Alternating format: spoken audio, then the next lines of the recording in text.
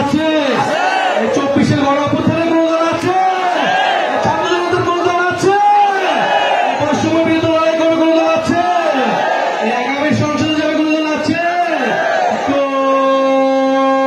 সেই দল সবাই বলো হাতের তালি একসাথে একতলে কুড়িগ্রামে রাজুরহাটে উত্তরবঙ্গে সারা দেশে সংসদে সংগ্রামে ছাত্র জনতার কৃষকের শ্রমিকের ছাত্রদের সারা দেশে ঢাকা থেকে তেতুলিয়া রূপসা থেকে